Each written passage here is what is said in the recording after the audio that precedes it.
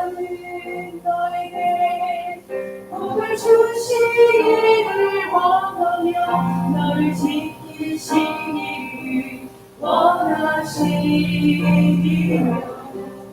여호와는 그 얼굴을 너를 향하여 들으사 은혜와 영광 주시기 원하노라.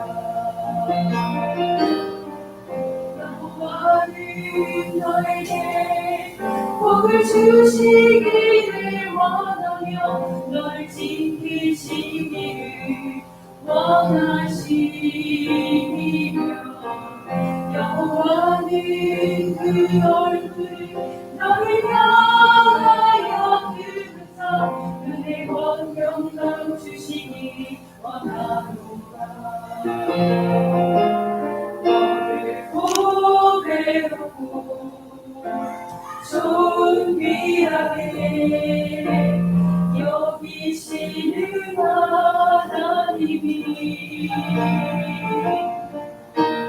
내 삶 속에서 이 약속을 신실하게 이루시니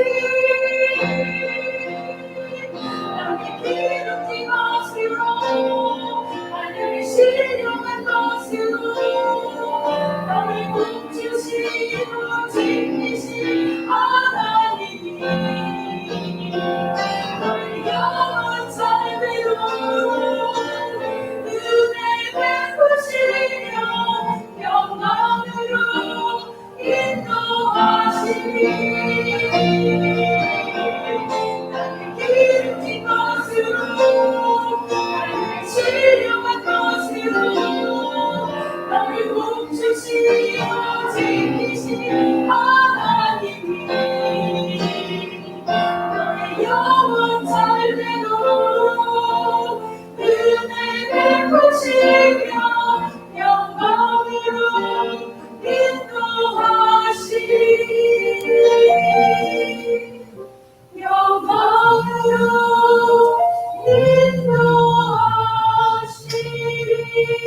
인도하시니. 아멘. 성경 공독하겠습니다. 창세기 27장 42절부터 28장 9절까지 말씀입니다.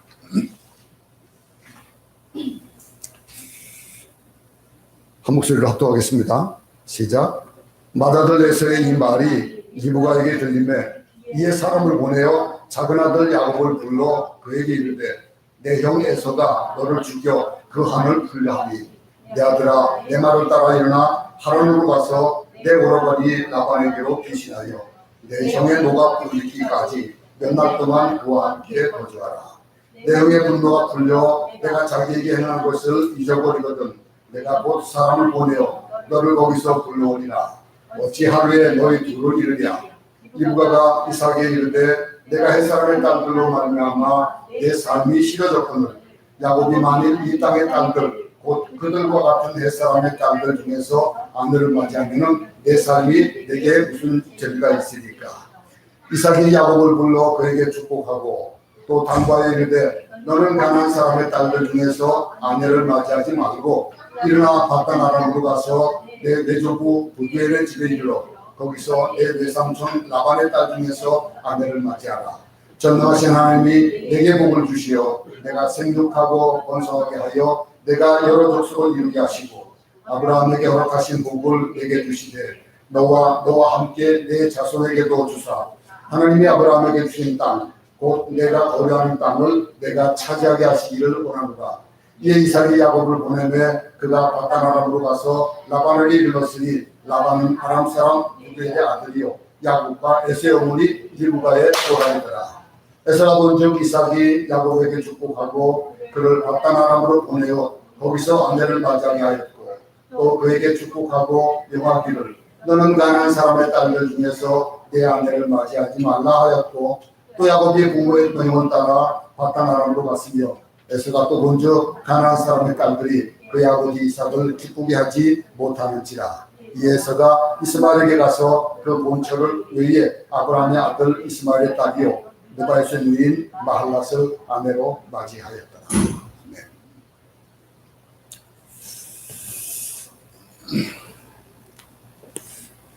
우리 지난 수요일날 말씀에서 하나님의 사람도 실수한다 그랬습니다.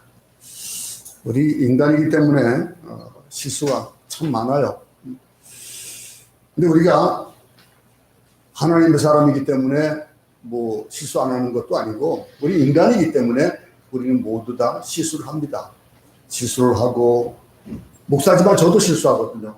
근데 우리 모두 다 실수하는 것들이 어떻게 보면 당연한데도 그 실수를 날마다 똑같은 실수를 할 수는 없는 거예요. 근데 그 실수가 실패를 의미하지는 않거든요. 실수하고 실수하면서도, 그러면서도 그 여러 가지 단계를 지나면서 완숙해 가져가는 그런 결과도 있을 수 있다는 겁니다. 대가를 치르고 고통을 겪을지라도 오히려 그것이 복이 될 수 있는 겁니다. 우리가 실수를 저지르고도 만약에 아무 대가도 치르지 않는다면 아마 우리 계속해서 같은 실수를 계속 할 거예요. 아무 뭐 대가도 없으면은 그냥 쉬운 대로 살기를 원하는 테니까 우리 인간의 몸이, 우리 인간이 그런 방법을 찾고 살아가거든요. 근데 작은 실수는 사실 큰 실수를 막아주기도 해요. 근데 그 실수들, 근데 실수를 하고 죄를 지으면 분명하게 대가를 치른다는 사실을 잊으면 안 된다는 거예요. 대가를 치른다는 거예요. 그 대가가 오늘 본문에서도 안 보는데, 에서의 실수는 뭡니까? 장자권에 소홀함을 여기 있어요. 소홀함을 여기 있습니다. 팥죽 하나로 한 것으로 그냥 한 것에 팔아버렸어요, 장자권을. 그 얼마나 귀한 것인지 모르고, 예수님께서 말하십니까?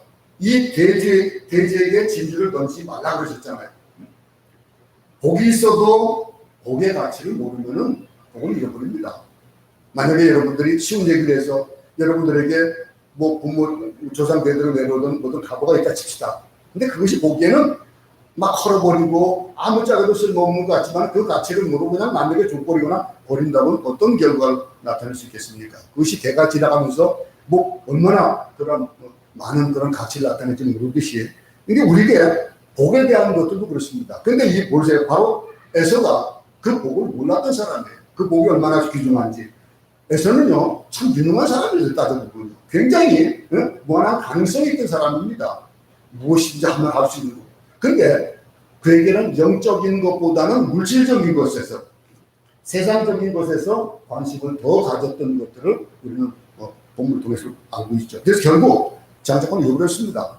장자권을 잃어버리고, 장자권을 잃어버렸다라고 하는 것은 당시의 그 이제 문화이기도 하겠지만 지금도 마찬가지예요. 우리에게 영적인 그런 축복권을 잃어버리는 것, 아버지로서 어머니로서 이 축복권을 잃어버리는 것도 어쩌면 이 장자권을 잃어버리는 것과 똑같은 거예요. 마땅히 주어진 것들에 대한 것. 근데 야곱은 실수와 죄에 대해서 어떤 대가를 치릅니까? 그냥 얘기같이 흘러가니까 아무렇지도 않을지도 모르겠지만은, 근데 실질적으로 그 본인은 평생을 대가를 치르고 살아갑니다. 뭐 야곱뿐만이 아니죠. 이 실수라고 그래서 죄를 저질렀는데, 근데 야곱은 에서와 다르게 축복의 귀중함을 알았어요. 축복의 소중함이 얼마나 소중한 건지 알았기 때문에 이런 다빠죽한 것을 가지고도 그것을 사려고 하는 그런 의지를 가졌던 거고, 거짓말하고 사기를 쳐서라도 성의 축복권을 빼앗으려고 했던 것, 물론 방법에 대한 것들을 우리는 이것을 따라가면 안 되겠죠. 거짓말하고 사기를 쳐서 성의 축복권을 뺏는 것이 잘했다는 건 아닙니다. 근데 그는 분명히 영적인 것의 중요함을 알았다고 하는 거예요. 우리가 가지고 있는 것들 중에서 그냥 손에 있는 것들의 귀함만 생각하고 사는 것과 우리의 미래라든가 앞으로의 투자라든가 이런 것들을 하는 사람들은 결과가 다른 거예요. 지금 현재 급급한 사람들은 그 결과는 어떻게 나타날까요? 근데 야곱도 전 생에 걸쳐서 정말 혹독한 그런 대가를 치릅니다.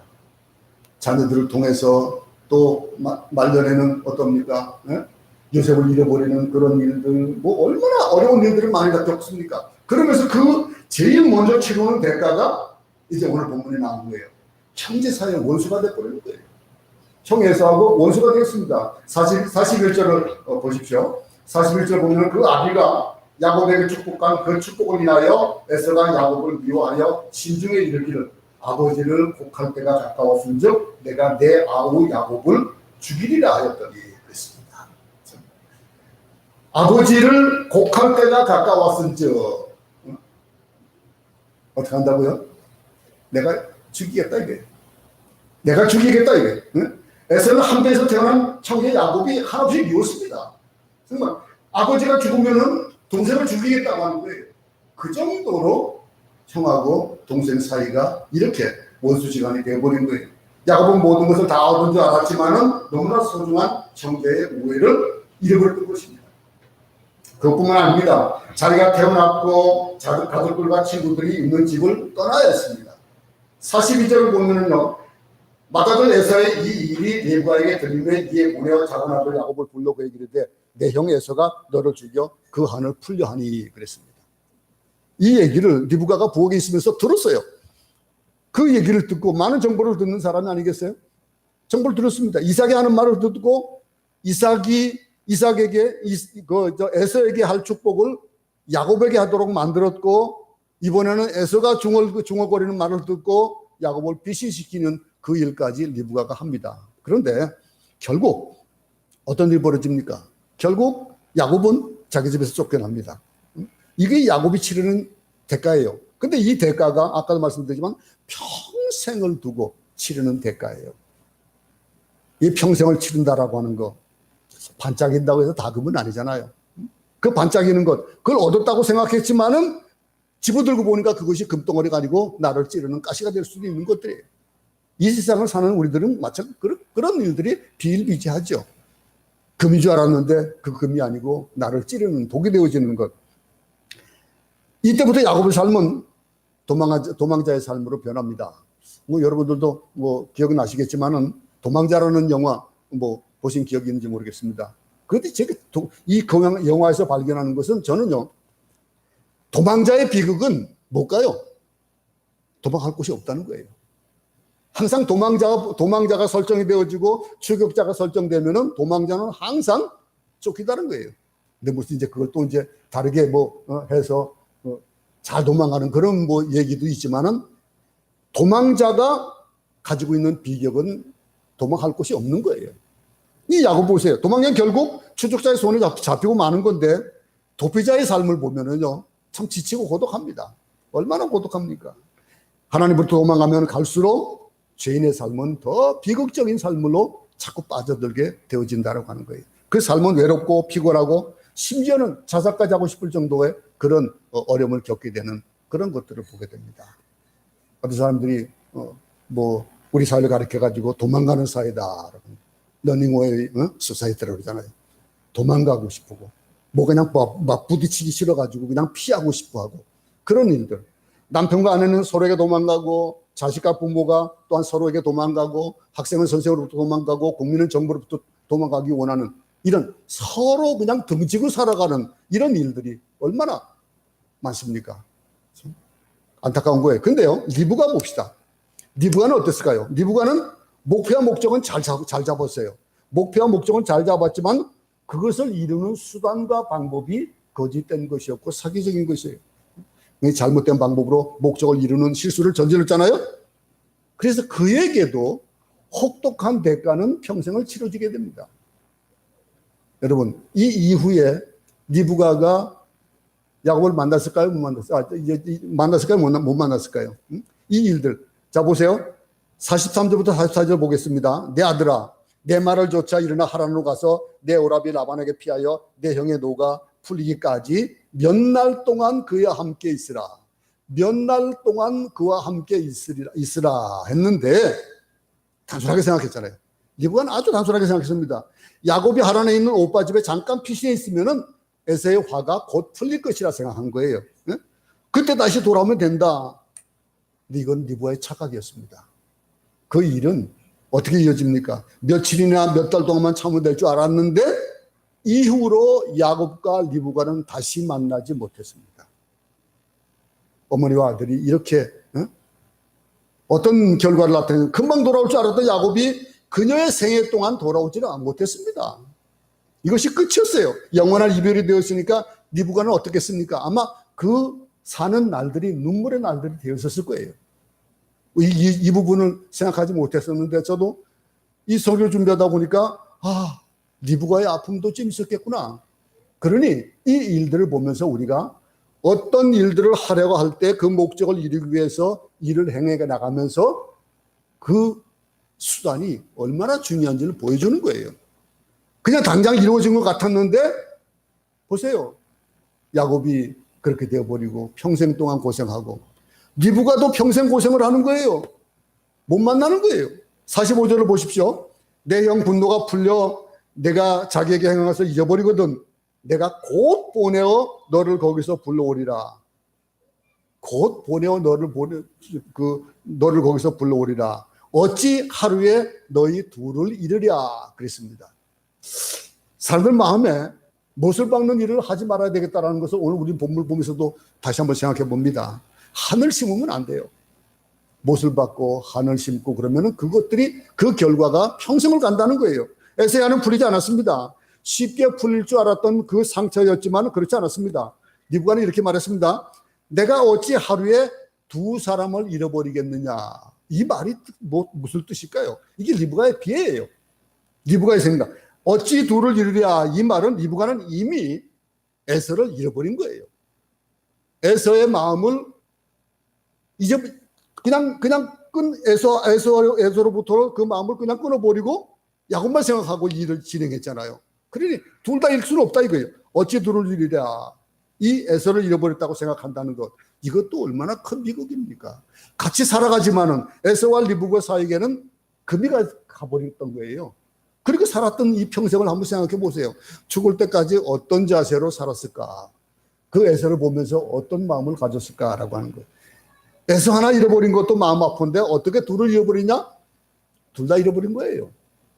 둘 다 잃어버린 겁니다. 그러면 리브가는 남편 이삭에게 이실적 말씀을 들을 때 진실되게 말하지 못해요. 46절 47절을 보십시오. 리브가가 이삭에게 이르되 내가 햇사람의 딸들을 인하여 나의 생명을 싫어하거늘 야곱이 많을 이 땅의 딸들 곧 그들과 같은 햇사람의 딸들 중에서 아내를 취하면 나의 생명이 내게 무슨 재미가 있으리요. 근데 오늘 본문에서는 이 나의 생명이라고 표현하지는 않았습니다. 근데 우리가 이 일들 보세요. 이 46절 47절을 보겠습니다. 햇사람의 딸들로 인하여 딸들로 말미암아 내 삶이 싫어졌거늘 여기에 삶이 싫어졌다. 이것이 내 생명이에요. 생명이 싫어졌다라고 하는 거예요. 내 삶에 내게 무슨 재미가 있으니까 이렇게 나와 있지만은 내 생명이 내게 무슨 재미가 있냐라고 하는 거예요. 그러니까 내 삶이다. 이게 개혁 개정에서 번역한 이 번역으로 보면은 저 쉽게 와닿죠. 그렇죠? 근데 이게 생명이라고 번역되어 있던 개혁한 걸 보면은 그럼 이 생명을 이해하기가 좀 쉽지는 않았을 거예요. 그런데 보세요.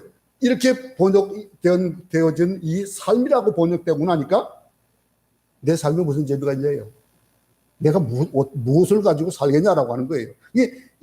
지금 야곱이 떠나는 것은 결혼하기 위해서 떠나는 게 아니잖아요. 에서의 칼이 무섭기 때문에 떠나는 거예요. 그런데도 리브가는 그렇게 말하지 않습니다. 물론 완전히 틀린 말은 아니지만은 사실 우리들에게 이중성이 있어요. 목사에게도 그렇고 우리 모두에게 그렇습니다. 말만 들어보면 멋있지만은 속을 파헤쳐 보면은 실상은 그렇지 않을 때가 참 많아요. 가지고 무슨 말을 하면은 그 말 뒤에 저 사람이 이 말을 하는 의미가 뭘까? 제가 맨날 얘기하잖아요. 그냥 얘기하는 그대로 믿으라고. 그대로 듣고 생각하지. 그 사람의 말에 그 저변을 생각하지 말라고 제가 맨날 말하잖아요. 우리는 그렇게 살아가요. 이정성을 가지고 살아갑니다. 리브가가 그렇습니다. 가정이 풍지박산 되어버렸습니다. 형과 동생은 원수지간이 되고 야곱은 집을 떠나야 됐어요. 아버지 이삭과 어머니 리브가의 마음이 어떻겠습니까? 얼마나 마음이 아팠겠습니까? 이 가정은 어떤 가정이에요? 믿음의 조상 이삭의 가정이에요. 믿음의 가정이에요. 이게 믿음의 현실입니다. 목사의 가정은 뭐든 다 편할 것 같죠? 권사의 가정, 장로의 가정은 잘 될 것 같죠? 그렇지도 않아요. 살다 보면 어려움이 있는 거예요. 가끔 예수를 잘 믿는 사람들에게도 이런 현실을 목격하게 되는 겁니다. 리브가가 남편에게 떠나는 자식을 위해서 축복을 해달라 이렇게 본문에 부탁을 합니다. 리브가 이렇게 말합니다. 내가 햇사람 며느리 때문에 얼마나 마음이 상한 줄 압니까? 에서의 아내 보고 마음이 많이 상한 것을 여기 살아가는 것은 나는 햇사람하고 결혼하지 말아라 이건. 너는 가난한 사람하고 결혼하지 말아라. 하나님 모르는 여자와 살지 말아라 라고 하는 거예요. 결혼하지 말아라 라고 하는 거예요.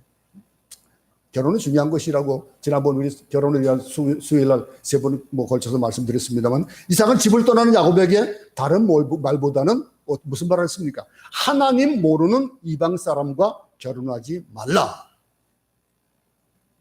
여기는 우리 미혼자들이 없으니까 여러분 자녀들 명심을 시키세요. 이게 얼마나 중요한지 모릅니다. 결혼은 축복의 산실이니까 쉽게 결혼하고 쉽게 이혼하고 할 수 없는 거라는 거예요. 보세요. 28장 1절과 2절을 보겠습니다.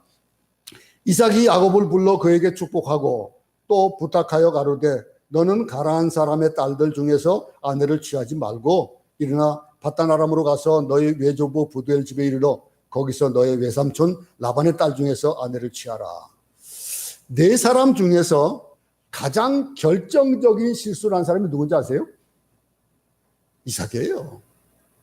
이삭이 가장 결정적인 실수를 한 거예요. 이삭은요, 하나님의 뜻을 알면서도 인간적인 방법으로 바꿔버렸거든요. 이 일 보면서 가정의 결정적인 책임이 누구에게 있는 거예요? 사실은 가장에게 있는 겁니다. 가장들은 명심할 수 있기 바랍니다. 가정의 결정적인 책임은 남자에게 있습니다. 남자가 제자리를 지키지 못하면은 가족들은 방황하게 되는 거예요. 우리 요즘은 가정에 가장이 좀 바뀌어지는 그런 경우도 있지만 어쨌든 이 일에 있어서 이삭이 하나님께 순종했다면 리브가가 거짓말할 이유가 없었잖아요. 그 축복을 온전하게 하나님이 야곱에게 축복하기로 했던 그것을 따랐으면 아무 일 없잖아요. 근데 비밀리에 그냥 이삭이 에서에게만 복을 주려고 했기 때문에 이걸 듣고 리브가가 또 야곱이 이런 죄를 저지른 거예요. 거짓말하고. 리브가 거짓말하지 않았으면 야곱이 어떻게 될까요? 실수하지 않았어요. 실수할 것도 없었던 거예요. 그렇게 떠나지 않아도 됐던 거예요. 그럼 아마 화목한 그런 삶이 이어졌을 거 아니겠습니까? 그러니 문제는 가정의 영적인 제사장인 이삭이 제 역할을 못했다는 겁니다. 여기서 중요한 사실을 깨달으시기 바랍니다. 여러분, 우리 주일 오후 예배를 코비드 사태 이후로는 못 드리고 있습니다. 그 대신에 주보에 계속 올려드리는 것이 있죠. 가정 큐티를 하라 하고 있습니다. 거기에 설교 말씀까지 올려드리고 있습니다. 가장이든지 아니면 어머니든지 누구든지 한 사람 인도하고 가정 오후 예배를 꼭 드릴 수 있기 바랍니다. 그러면서 중요하게 살아야 될, 가정에서 제사장 역할을 해야 될 사람이 그 뿌리가 흔들리지 않아야 된다라고 하는 거예요. 이 가정에서 제일 중요한 사람이 누굽니까? 아버지입니다. 하나님이 우리를 보호하셨듯이 아버지는 보호자요, 안내자요, 위로자가 되어야 되는 거예요. 그러니까 대부분의 많은 아버지들 그렇게 못하고 있습니다. 자기 자녀를 축복해 줄 만큼 그렇게 떳떳한 아버지가 몇 명이나 될까요? 목사님, 저도 마찬가지예요. 여러분, 자기 자식에게 모델이 될 만한 아버지, 성실하게 살고 책임감 있게 살며 자기 가정을 지킨 아버지가 몇 명이나 됩니까? 참 많지 않아요. 쉽지 않아요. 많은 자녀가 그에 상처를 받고 방황합니다. 아버지 학교는 많은 열매를 맺고 하거든요. 저 이제 자주 아버지 학교에 대한 얘기를 합니다면서도 그 프로그램의 참여자 중에 한 10% 정도는 안 믿는 사람들이 와요. 그리고 아버지들이 올 때에는 어머니가 믿음을 가진 아내가 남편을 모셔오기 때문에 어떤 곳에서는 반절 이상이 예수 안 믿는 그런 아버지가 오기도 합니다. 근데 지난 수요일에도 말씀드렸지만은요, 그 프로그램 중에서 늘 하는 얘기가 한 가지가 꼭 있어요. 바쁜 아버지는 나쁜 아버지래요. 그 말이 와닿더라고요. 바쁜 아버지는 왜 나쁜 아버지가 되느냐? 돈 버는 것도 중요하죠. 근데 자녀를 돌보는 것도 중요하다는 거예요. 아내에게만 자녀의 교육을 맡기지 마세요. 그리고 장관이 되고 국회의원이 되고 사장이 되는 것 중요하죠. 그보다 더 중요한 게 뭡니까? 자기 자식을 돌보지 못한다면 그 모든 것들이 아무 소용이 없어진다는 거예요. 우리 잘 아는 맹모삼천지교가 있습니다. 우리 교회 우리 성도들 가운데서도 자식을 위해서 직장을 바꾸고 뭐 맹자의 어머니 같은 그런 사람들이 많이 생길 수 있기 바랍니다. 믿음을 위해서 어떤 결단을 내려야 될 것이냐라고 하는 것, 자녀를 양육하는 것이 그렇게 중요한 거예요. 이삭과 리브가를 통해서 이 두 아들의 이 상황을 보면은 더 잘 볼 수 있는 겁니다. 우리가 돈 벌고 성공하는 그런 일들이 중요하죠. 그러나 그런 것들은요, 당대에 끝납니다. 돈 버는 것, 당대에 끝나요. 내가 잘하는 것, 성공하는 것, 분명히 내 당대에 끝나버립니다. 그것이 뭐 부자들 보면은 2세, 3세들 보세요. 잘 되는 그런 2세, 3세 세대를 봤습니까? 오래 못 갑니다. 여러분, 축복은요, 내 자녀와 또 그 자녀에게 대를 이어서 계속되어지는 거예요. 우리가 창세 강의하면서 우리가 계속해서 얘기하는 얘기가 이 축복의 계승을 얘기하잖아요. 여러분 자녀들에게 이 축복이 계승되기 바랍니다. 나 혼자 잘 살고 혼자 누리는 건 이건 축복이 아닙니다. 축복이라고 할 수가 없어요. 오늘 우리 사회가 저주받은 것은요, 이혼율이 높고 또 이 동성연애자가 많기 때문에 자녀들을 낳는 것들을 싫어하고 그냥 쾌락만 좋아하는 이 많은 사람들이 애 낳는 걸 싫어하고 낙태를 쉽게 하고, 저희 한 몇십 년, 몇 년 전만 하더라도 어떤 얘기가 오가냐면 지구에 포화 상태가 올 것이다. 인구 포화가 올 것이고, 그러면은 어떤 결과가 나타나냐. 곡식이 부족할 것이다. 여러분 기억나십니까? 그랬었어요. 그런 거 걱정했었어요. 근데 지금 세상 어떻게 됐습니까? 그렇게 안 돌아가고 있어요, 지금. 근데 왜 그렇게 됐습니까? 내 당대에서 내가 가지는 이 쾌락만 누리려고 하는 그런 이기주의가 팽배해지기 때문에 이런 일을 만들어지는 거예요. 그 의미하는 건 뭡니까? 내 당대에 끝내겠다 이거예요. 나 이상으로 가치 있고 소중한 것은 없다. 이렇게 되어져 가는 거. 이것이 얼마나 큰 결과를 초래하는지 보시기 바랍니다. 이 표현은요, 어떻게 합니까? 계속 이어져 나간다는 것을 그는 믿지 못한다는 거예요. 여러분들 어떻습니까? 이 축복들이 여러분들이 당대에서 그냥 끝나고 그냥 내 당대로 어떻게 살든지 뭐 아무 상관 없습니까? 구약에서 중요한 것이 뭡니까? 뭐라고 얘기합니까? 아브라함의 하나님, 그 다음에 이삭의 하나님, 야곱의 하나님, 이렇게 이어져 나가는 거예요. 이런 말들에서 모두 우리가 찾아볼 수 있는 것이 이 표현은 당대의 축복으로 끝나지 않는다는 거예요. 그래서 그 축복을 다르게 방법을 잘못 동원해가지고 받아서 이런 누리는 그런 정심든 일들이 고난이 따르지만은 이 역사들, 축복이라는 것은 흘러넘치고 계승하는 겁니다. 계승은 시키고 싶지 않습니까? 부모들이 어떤 마음 자세를 가집니까?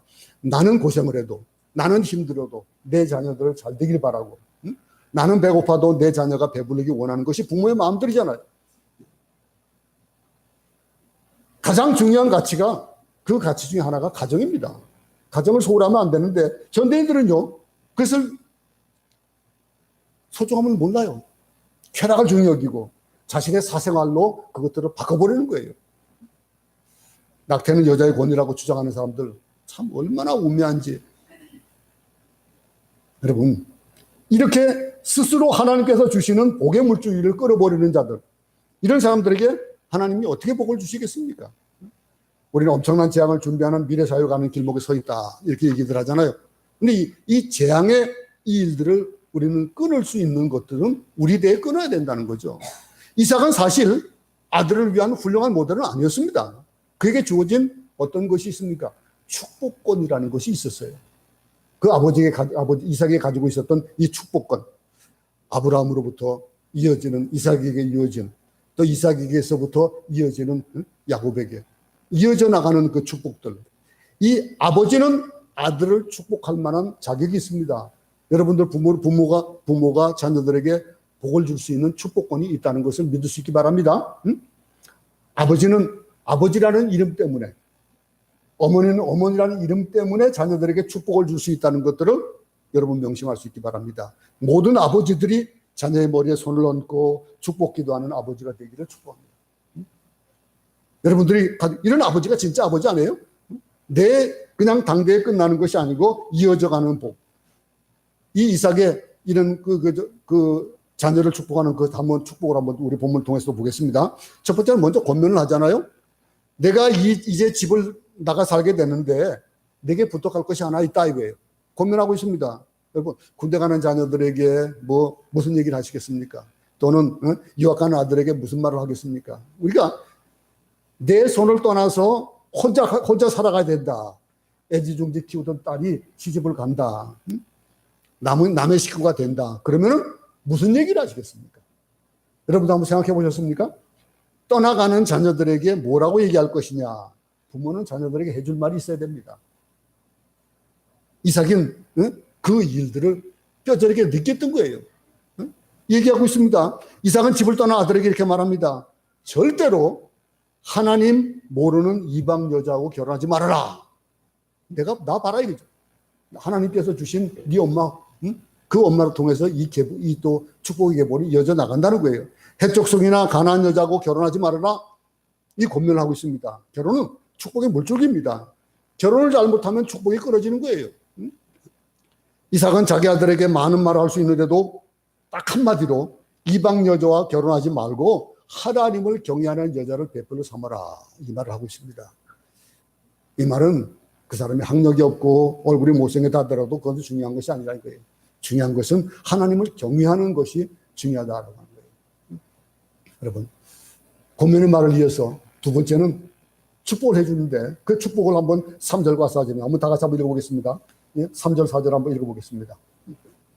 시작. 전능하신 하나님이 내게 복을 주시어 내가 생육하고 번성하게 하여 내가 여러 족속을 이루게 하시고 아브라함에게 허락하신 복을 내게 주시되 너와 함께 내 자손에게도 주사 하나님이 아브라함에게 주신 땅 곧 내가 거류하는 땅을 내가 차지하게 하시기를 원하노라. 여러분, 이제 나이가 많고 세상을 떠날 때가 가까웠을 때에 그때 우리가 할 일은 무슨 일이 있겠습니까? 자녀들에게 축복하는 일이 아니겠습니까? 자녀를 저주하겠습니까? 돈 벌어서 누구 주겠습니까? 돈 벌어서 주면은 사회에 환원하는 분도 있고 그렇게 합니다면서도 그것이 무슨 소용이겠습니까? 그 줘버리면은 그것이 어떤 가치를 가지고 있는지를 모르는 자들에게는 줘봐야 아무 소용이 없는 거예요. 자녀들에게 주는 것. 성경을 보면요. 축복이 자식에게 가는 것을 계속해서 몇 가지를 말씀해 주고 있습니다. 이삭이 야곱에게 축복하는데 뭐라고 얘기합니까?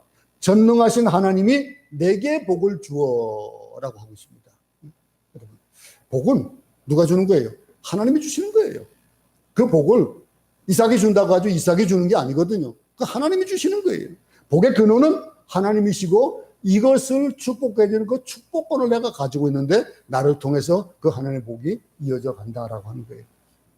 우리 모두는 자녀들에게 이 축복권을 가지고 그 축복을 주되 그들이 가질 수 있는 것, 그들이 생각해야 되는 것, 그것은 바로 하나님으로부터 오는 복이다라고 하는 거예요.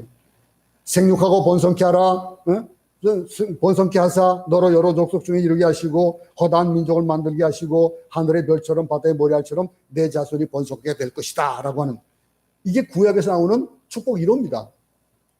축복하는, 여러분도 자녀들에게 복받게 하고 싶죠? 그 복받게 하는, 복을 받기 원하는 복과 믿음이 여러분 당대에서 끊어지는 것이 아니고 그 자녀에게 또 그 자녀의 자녀에게 계속해서 흘러가기를 원합니다. 그래서 가정은 주님 오실 때까지 소중한 거예요. 아까 우리 특송에 내게 복을 주시길 원한다. 누가? 여호와께서. 그 여호와로부터 오는 그 복이 여러분 자녀들에게도 계속 개성될 수 있기 바랍니다. 그래서 가정은 거룩한 거예요. 가정은 거룩합니다. 가정은 지켜져야 되는 거예요. 가정을 통해서 사탄의 맹렬하게 방해하는 그것 중에서 한 가지가 가정을 파괴하고자 하는 거예요. 그 가정을 파괴하고자 하는 일들 중에서 얼마나 많은 일들이 좌우로 눈을 돌리게 하는 그런 일들을 보지 않습니까?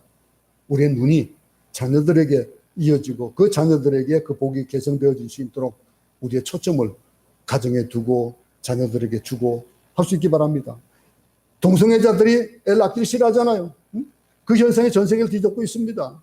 지금 보세요. 산부인과가 문을 닫고 점점 인구는 줄어들고, 비록 우리가 과거에 결혼을 실패했다 하더라도 다시 결혼할 때는 하나님의 뜻대로 해야 되겠다라고 하는 것들, 내 자녀들에게는 이 목적이 있어야 되겠다라고 하는 것, 이런 것들을 생각할 수 있기 바랍니다. 유대인들은요, 많은 순환 속에서도 가정교육을 얼마나 중요하게 여기는지 몰라요. 그 쉐마 교육을 얼마나 중요하게 여기는지 모릅니다. 그 가정의 소중함을 그들은 잘 알고 있었던 거예요.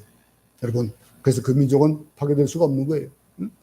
4절을 보면요, 아브라함에게 허락하신 복이다라고 하는 것이 나오고 있습니다. 아브라함에게 허락하신 복을 내게 주시되 너와 함께 내 자손에게도 주사 하나님이 아브라함에게 주신 땅, 곧 내가 거류하는 땅을 내가 차지하게 하시기를 원하노라. 이 복이, 이거 아브라함에게 주신 그 복, 내게 복을 주어서 너의 복의 근원이 되게 하고, 너를 복을 주는 자로 복 주고 너를 저주하는 자를 저주하겠다, 내 이름을 창대케 하리라 라고 하는 이 언약에 대한 말씀, 하나님께로부터 와서 아브라함으로부터 시작되는, 처음으로 아브라함과 하나님이 계약을 맺었잖아요.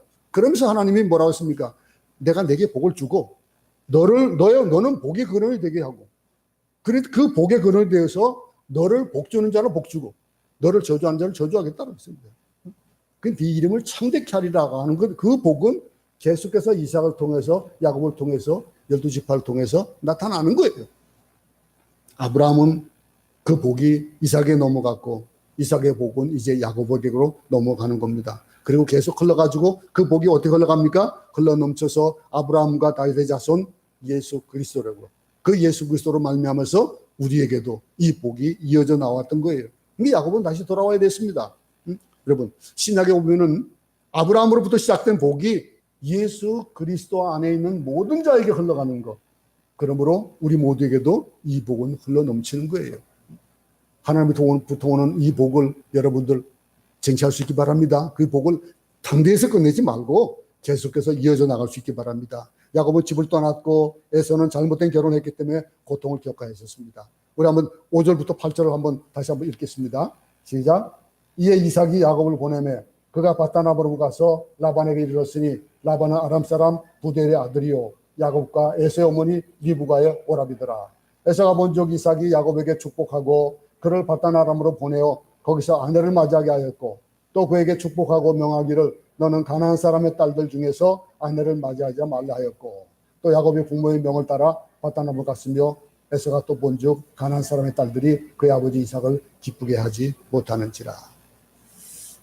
여러분, 잘못되는 자녀를 보는 아버지의 아픔이 이삭이 치르는 대가예요. 이삭이 이런 아픔을 겪고, 또 그리고 리브가가 자녀를 못 보는 그런 아픔을 겪고 에서를 잃어버리는, 같이 살지만은 그 관계가 그렇게 되어버리고, 참 모두 다 이런 잘못된 것들이 개선되기를 원합니까? 여러분, 우리 인간의 몸을 입은 사람들이 유전이라는 것, 그 신통하게 좀 이어져가는 것들을 봐요. 그 이어져가는 것 중에서 좋은 것을 물려주면 얼마나 좋겠습니까? 좋은 것을 물려줘가지고, 야, 내게 있는 거, 우리 손주에게도, 너 그림 뭐 잘 그리는 거 어디서부터 왔어? 아, 그럼요. 그 걔들 섭섭하게 아빠에게서부터 왔대. 사실 할아버지한테서 왔는데, 여러분, 좋은 것들은 그게 이어지고 싶지 않아요? 나쁜 것들은 어떻게 쓰면 끊고 싶은 거예요. 참 나쁜 것들은. 그런 것들이 부모들의 마음인데, 결국에서는요, 아무 복을 받지 못하고 마음의 깊은 상처만 입고 맙니다. 그리고 상처 입은 마음을 야곱에게 돌려가지고 그를 죽이려고 하는 이런 악함으로 이어져 가는 거예요. 근데 떠나는 야곱을 아버지 이삭이 축복하는 광경을 보게 됩니다. 이삭은 야곱에게 가나안 여자하고 결혼하지 말라, 그 말을 받아들이고 순종합니다. 여러분, 에서는 자기 부인이 이방 여자이기 때문에 부모님을 기쁘게 하지 못한다는 것, 이거를 깨달았지 않겠어요? 리브가의 얘기를 듣고 그러지 않았겠습니까? 여러분, 에서도 자기 근본적으로 잘못된 점을 알고 회복하고 싶어 했겠죠. 에서는 아브라함의 서자 이스마엘의 딸을 맞이해서 결혼합니다. 가슴 아픈 얘기입니다. 로마서 8장 6절을 생각해 보는데, 육신의 생각은 사망이요 영의 생각은 생명과 평안이니라 그랬습니다. 우리 삶 가운데서 히브리서 12장 2절에는 이런 말씀이 있습니다. 믿음의 주여 또 온전케 하시는 이인 예수를 바라보자. 저는 그 앞에 있는 즐거움을 위하여 십자가를 참으사 부끄러움을 개의치 아니하시더니 하나님 보좌의 우편에 앉으셨느니라 그랬습니다. 우리는 여러분 네 사람을 봤습니다. 이삭과 리브가와 에서와 야곱을 봤습니다. 근데 이들이 어떤 결과들을 만들어내는지, 그 결과가 만들어지는 것들은 그 과정이 나타내고 있습니다. 그 과정 가운데서 우리가 뭐로 가도 서울만 가면 된다? 아니에요. 정석으로 가야 되는 겁니다. 우리는 정석의 삶을 살 수 있기 바랍니다. 하나님께서 이 복의 계승을 이삭을 통해서 야곱에게 이루시기 위한 그 계보를 주셨는데 이삭이 그것을 끊었어요. 그러므로 이런 어려움을 겪었고 힘든 일들이 발생되었던 겁니다.